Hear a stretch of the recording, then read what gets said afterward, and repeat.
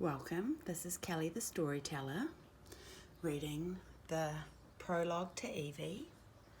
Hasn't been redacted, so I'm going to have to read as I go, but as we all know, the truth is out there. So let's read this story. Prologue to Evie 1-1. Once upon a time there was a nice girl called Kelly. She was an innocent young thing who had a penchant for watching the X-Files. One day the X-Files was about some genetically engineered clones who possessed telepathic powers, had psychopathic tendencies, who were extremely intelligent and extremely evil, and who lacked a conscience.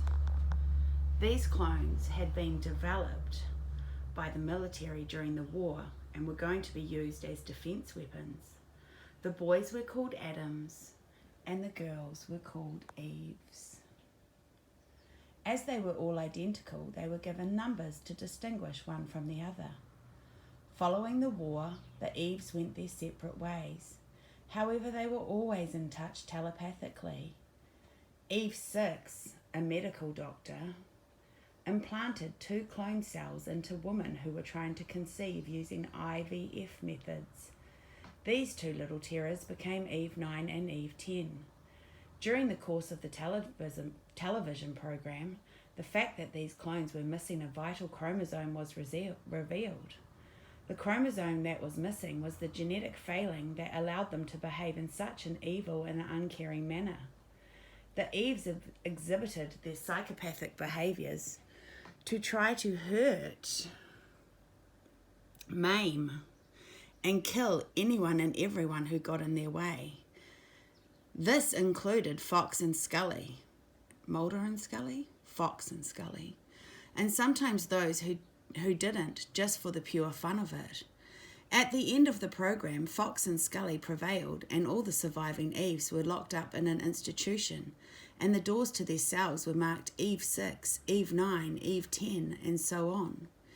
Anyway, to tie this into how Kelly became known as Evie 11 and why she was given Evie 11 number plate for her 23rd birthday will now be revealed.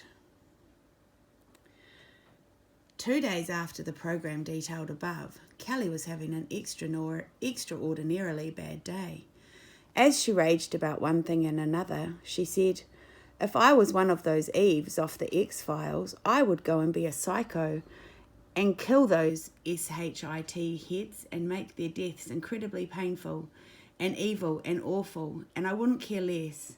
I would exhibit no remorse or conscience. FUCK, I wish I was an Eve." Kelly's fantastic friend B then said, "Yeah, you could be Eve 11. Anyway, this little nickname soon took effect, and Kelly was known affectionately as Eve, to B, and a few other close friends. Shortly after this, possibly a period of a month or so, Kelly once again was having a bad day, and she said what she would like to do to someone and how graphically she would like them to suffer. B, the cool one mentioned above, started chanting, "Evie, Evie," in a really spooky X-File-ish sort of voice. So Eve 11 became Evie. Between that time and now, there have been Evie stories and Pack and Save name badges and awesome trips to Napier and Onga Onga and awesome silver identification rings and incredible mind-altering experiences that belong to Evie.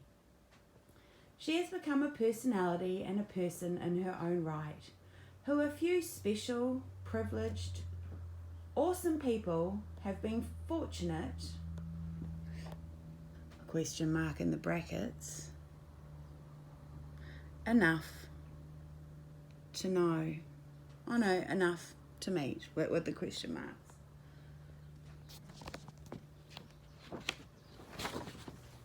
although she was Kelly, and in Kelly and Bee's creation, a little joke of what Kelly would love to be if she didn't have a conscience, it has been wondered who was in charge of the shell that Kelly and Evie share. But more importantly, are you brave enough to answer the question on Evie and Kelly's mind / bracket S close bracket full stop? If you had to choose just one of them, like this town ain't big enough for the both of us, which one would you choose? As we know, the truth is out there.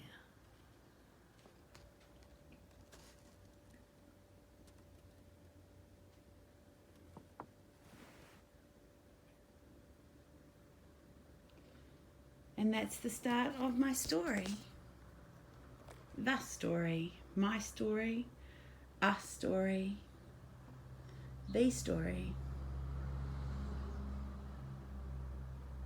K out.